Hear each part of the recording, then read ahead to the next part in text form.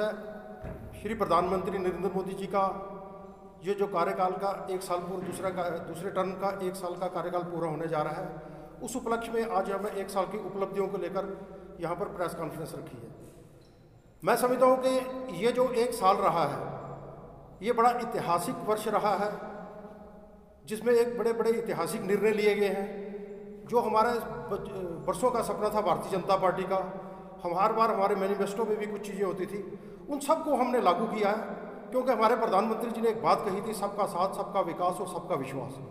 उसी बात को लेकर आगे चलते हुए हमने आर्टिकल 370 हो, 35A हो, फिर हमने ट्रिपल तलाक हो, राम जन्मभूमि का मुद्दा हो, सिटीजन अमेंडमेंट बिल हो, इन सभी चीज़ों को हमने सर्वसम्मति से पार्लियामेंट के अंदर पास करके यहाँ पर लागू किया। क्योंकि अगर आप देखते हो तो राम जन्मभूमि का मुद्दा जैसे था, एक लड़ाई थी वर्षों से लगी हुई, लेकिन जिस शांतिपूर्ण तरीके से कोर्ट ने उसका समाधान निकाला, उसका हल निकाला, आज सभी लोगों ने उसको एक्सेप्ट किया, उस वर्डिक्ट को जो सुप्रीम कोर्ट के माध्यम से आया।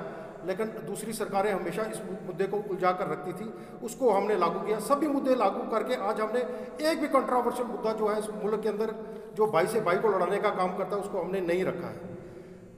फिर भारतीय जनता पार्टी के टेन्योर के अंदर अगर आपने देखा होगा कि पाकिस्तान के अंदर 2 बार सर्जिकल स्ट्राइक हुई। हमने हमेशा कोशिश की कि हमारा जो संबंध है वो पड़ोसी के साथ अच्छा रहे, लेकिन जब उन्होंने हमारे अंदर आकर थोड़ी सी छेड़खानी की तो हमने सर्जिकल स्ट्राइक की, चाहे वो बालाकोट के अंदर हो, चाहे वो एयर स्ट्राइक हो, हमने करके पाकिस्तान को उसी की भाषा में यहाँ पर जवाब दिया।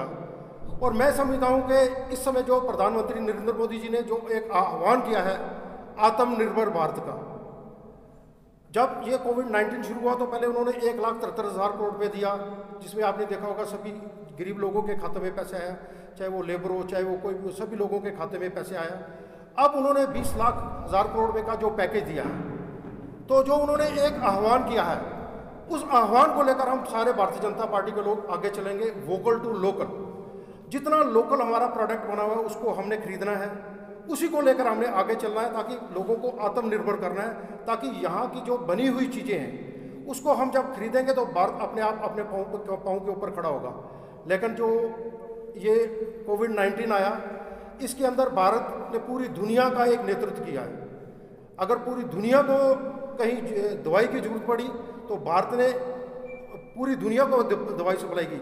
आज नरेंद्र मोदी जी को एक बड़े इज्जत और मान के समान पूरी दुनिया के अंदर देखा जाता है। इससे पहले 67% लोग जो थे वो भारतीय जनता पार्टी की सरकार से या प्रधानमंत्री नरेंद्र मोदी जी की पॉलिसियों के साथ सहमत होते थे। आज 93% लोग जो हैं वो उनकी जो बातें हैं उनके साथ सहमत हैं। प्रधानमंत्री जी ने जो भी बात कही, लोगों ने उसको हाथों हाथ लिया, उस निर्णय को सराहा।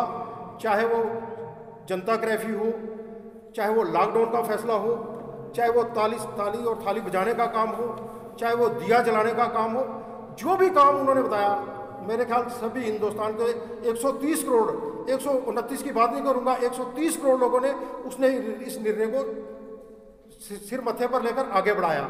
मतलब आपने देखा होगा इस कोविड-19 भारतीय जनता पार्टी की पुंछ के सभी मीडिया वालों को मैं अपनी तरफ से वेलकम करता हूं। और हमारी हुकूमत भारतीय जनता पार्टी ने आज तक जो हिंदुस्तान को बढ़ाने के लिए 6 साल में काम किए हैं, पहली बार 5 साल में कुछ ऐसे काम थे जिनकी उम्मीद भी नहीं की जा सकती थी। स्ट्रक्चर को सीधा किया और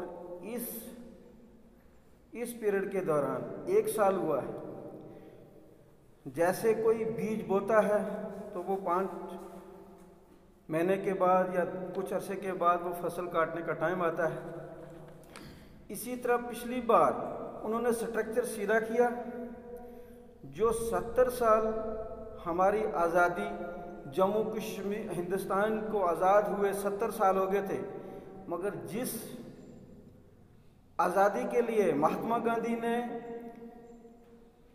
बड़ी मेहनत से आज़ादी करवाने के लिए जो ख्वाब सोचा था कि हम कैसा हिंदुस्तान बनाएंगे,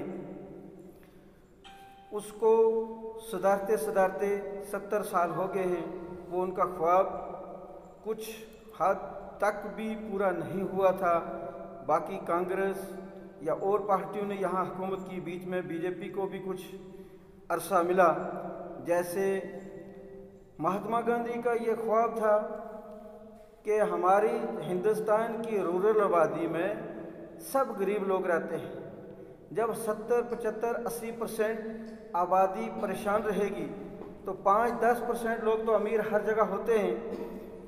तो उनकी डेवलपमेंट से, देहात की जब तक डेवलपमेंट नहीं होगी तो हिंदुस्तान को आज़ादी नहीं मिलेगी।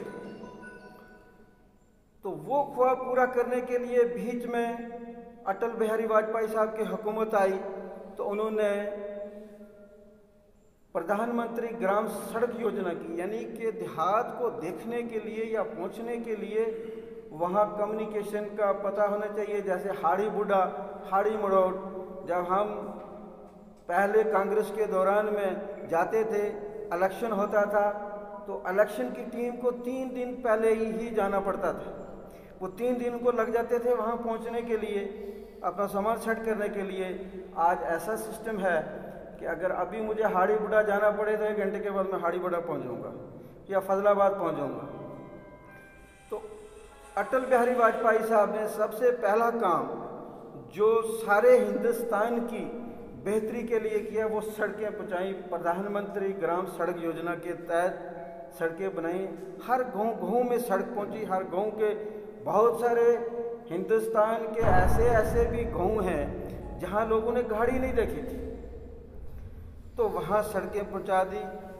उन लोगों को शहर के साथ कनेक्ट किया।